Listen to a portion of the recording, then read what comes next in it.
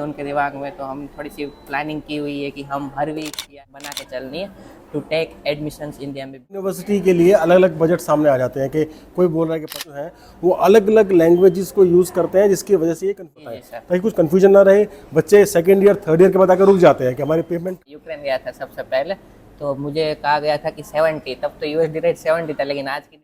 So hey guys and welcome to the new video of my YouTube channel. I am Mohammed Tumbi from Gujarat, currently a final year medical student studying at Tashkent Medical Academy, main branch Uzbekistan. और अभी मैंने और sir ने सोचा है कि आजकल बच्चों के साथ जो है वो काफ़ी सारे फ्रॉड होते हैं और बहुत सारी मिसकंसेप्शन होती है उनके दिमाग में, तो हम थोड़ी सी प्लानिंग की हुई है कि हम हर वीक या ऐसा कुछ करें कि थोड़े से हम इंफॉर्मेशन लाएं स्टूडेंट्स के लिए। तो गाइज़ आज इसका जो है वो पहला एपिसोड है और आज हम इस वीडियो में बात करेंगे कि सच में कितनी कॉस्ट होती है और कैसे आपको एक कॉस्ट जो है वो डिज़ाइन करनी है और एक कॉस्ट आपको अपने माइंड में बना के चलनी है to take admissions in the MBBS abroad. तो सर वैसे हम एक बात करें तो इंडिया में देखते हैं कि रिक्शे के पीछे हो चाहे न्यूज़पेपर में हो, बड़े बड़े होर्डिंग लगे होते हैं मात्र 15 लाख में एमबीबीएस करे, तो ये जुमला कितना सही होगा ऑडियंस के लिए? देखिए, ये एक बड़ा इम्पोर्टेंट मुद्दा है जो अभी तुम भी रेज़ कर रहा है, और हमने भी सोचा है कि बहुत सारे मिसकंसेप्शंस जो है हमें बच्चों में दूर करने चाहिए। तो अलग अलग अभी कभी कभी हमने देखा कि एक ही यूनिवर्सिटी के लिए अलग अलग बजट सामने आ जाते हैं कि कोई बोल रहा है कि 15 लाख में इस यूनिवर्सिटी से एमबीबीएस करें, कोई बोल रहा है 20 लाख में, कोई 25 लाख में। तो अभी हम एक क्लैरिटी देना चाहेंगे अपने बच्चों को कि एडमिशन्स लेने से पहले आपको कुछ पैरामीटर्स ध्यान में रखने हैं, क्योंकि मार्केटिंग पॉइंट ऑफ व्यू से अलग अलग कंसल्टेंट्स, अलग अलग एजेंट्स जो हैं वो अलग अलग लैंग्वेजेस को यूज़ करते हैं, जिसकी वजह से ये कन्फ्यूजन क्रिएट होता है। सबसे पहले कभी भी अगर हमें अपनी एजुकेशन देखनी है तो हमें अपना ओवरऑल बजट देखना है। आप सिर्फ ट्यूशन फीस पे नहीं कर रहे हैं, ट्यूशन फीस के अलावा बहुत सारी ऐसी चीज़ें हैं जो हमें ध्यान में रखनी है कि हमें पे करनी पड़ेंगी। सबसे पहले 4 या 5 पैरामीटर आपको ध्यान में रखने हैं। सबसे पहले आपकी ट्यूशन फीस कितनी है, उसके बाद जब वहाँ पे जा रहे हैं तो वहाँ पे आपको हॉस्टल की भी ज़रूरत पड़ेगी, वहाँ पे आपको फूड की भी ज़रूरत पड़ेगी, वहाँ पे उस कंट्री के वीज़ा रूल्स कैसे हैं। काफ़ी सारे कंट्रीज़ में हर साल वीज़ा रिन्यू कराना पड़ता है, वो भी करना पड़ेगा। और बहुत सारे कंट्रीज जैसे हम लोग उज़्बेकिस्तान में हैं तो रजिस्ट्रेशन हर साल कराना पड़ता है, तो रजिस्ट्रेशन भी कराना पड़ेगा। कुछ कंट्रीज ऐसे हैं जहाँ पे मेडिकल इंश्योरेंस होता है जो कंपलसरी होता है, वो भी आपको कराना पड़ेगा। तो जब भी आप किसी कंसल्टेंट से बात करते हैं तो जो फिगर्स वहाँ पे दी जा रही हैं उनका जस्टिफिकेशन लीजिए। ये 5-6 parameter, tuition fees, hostel, mess, visa, registration, insurance, ये सारे खर्चे आप सामने लिखवाएं। उनसे बताएं कि इसके अलावा कोई कॉन्टीजेंट एक्सपेंसेस हैं तो वो भी हमें बताएं। जैसे कुछ एरियाज़ में हमने देखा रशिया में वैक्सीनेशन वगैरह का भी एक्सपेंस होता है, वो सब होते हैं। तो वो सारी चीज़ें आपको वहाँ पर लिखनी है, ऑन पेपर सारी चीज़ें लीजिए।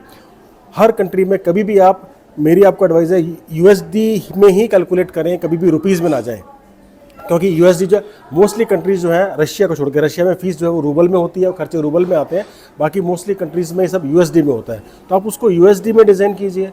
उसके बाद ये भी चेक कीजिए कि आपको यूएसडी का रेट क्या बताया जा रहा है। गूगल पे एक रेट अवेलेबल है, लेकिन गूगल का रेट एक इंडिकेटिव रेट है, उसमें आप मेरे ख्याल से 1 या 1.5 रुपये ऐड कर लीजिए, वो बैंक चार्ज बन जाता है।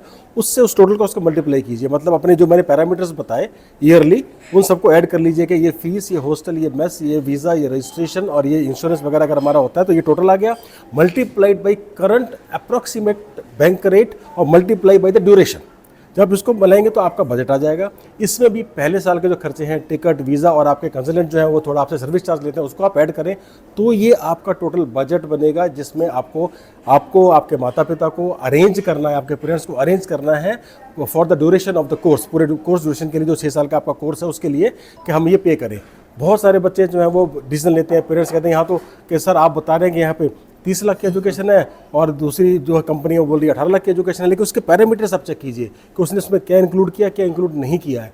हम हमेशा ये कोशिश करते हैं कि बच्चों को पूरा अमाउंट बताएं ताकि कुछ कन्फ्यूजन ना रहे। बच्चे सेकेंड ईयर थर्ड ईयर के बाद आकर रुक जाते हैं कि हमारी पेमेंट खत्म होगी, हमारे पैसे नहीं है, हमें लोन नहीं मिल रहा। उस सिचुएशन में जाने से पहले असेस कर लीजिए। बहुत सारी यूनिवर्सिटीज़ ऐसी हैं जो आपके बजट में आ भी जाएंगी और बहुत सी यूनिवर्सिटीज़ ऐसी हैं जहाँ पे आप जाना चाहें तो उनका एक्चुअल बजट आप जज कर लीजिए ताकि आपको फ्यूचर में कभी कन्फ्यूजन ना हो। तो ये पैरामीटर्स हमें हमेशा ध्यान में रखने हैं ताकि हमसे डिसीजन लेने में कोई गलती ना हो जाए। ये जो सर आपने जो पॉइंट कहा ना कि यूएसडी में कैलकुलेट, ये बड़ा क्रूशियल पॉइंट है, क्योंकि मैं अगर अपनी बात करूँ फॉर एग्जांपल, तो जब मैं यूक्रेन गया था सबसे पहले तो मुझे कहा गया था कि 70, तब तो यूएसडी रेट 70 था, लेकिन आज की डेट में जो रेट है वो 88 है, तो ऑलमोस्ट 20% इंक्रीमेंट तो यही हो गया। तो ये बड़ा क्रूशियल पॉइंट कहा कि आईएनआर को एज आपने रेफरेंस चेक करना है, मेन वैल्यू जो होती है वो यूएसडी में होती है, क्योंकि यहाँ सर खर्चे सारे यूएसडी में ही जाने आपने अपना पूरा बजट यूएसडी में ही बनाना है, पूरे 6 साल का बजट। और वो यूएसडी आपके उतने ही का उसी का आप अपने कंसल्टेंट के साथ, अपने जो एजेंट्स हैं उनके साथ में एक एग्रीमेंट कर लीजिएगा, सर इसमें यूएसडी में चेंज ना आए, नहीं तो हमारा बजट खराब हो जाएगा। अब उस कंसल्टेंट का भी देखिए, उस पर कोई कंट्रोल नहीं है कि कल को यूएसडी रेट क्या होता है, ऊपर जाएगा नीचे जाएगा, लेकिन एक अप्रोक्सीमेशन आ जाती है कि भाई 10 से 15% ऊपर नीचे हो सकता है, पर यूएसडी जो आपका जो बजट है वो चेंज नहीं होना चाहिए। और आज अगर आप कैलकुलेट कर रहे हैं तो आज भी मैंने ये देखा है, आज शायद 85.7 देखा था हमने, गूगल पे दिख रहा है ये, लेकिन उस रेट में आपको डॉलर नहीं मिलेगा, डॉलर मिलेगा आपको 87.5 पे, क्योंकि वो बैंक रेट अलग हो जाता है। लेकिन इस 85.73 को भी लोग अभी 82-83 पे कैलकुलेट करके बताते हैं, वो गलत है। आप प्रैक्टिकल देखिए, एक्चुअल जो खर्चा हमारा होना है वो बजट आपके दिमाग में जब रहेगा तब ये आप एक अच्छा डिसीजन ले पाएंगे।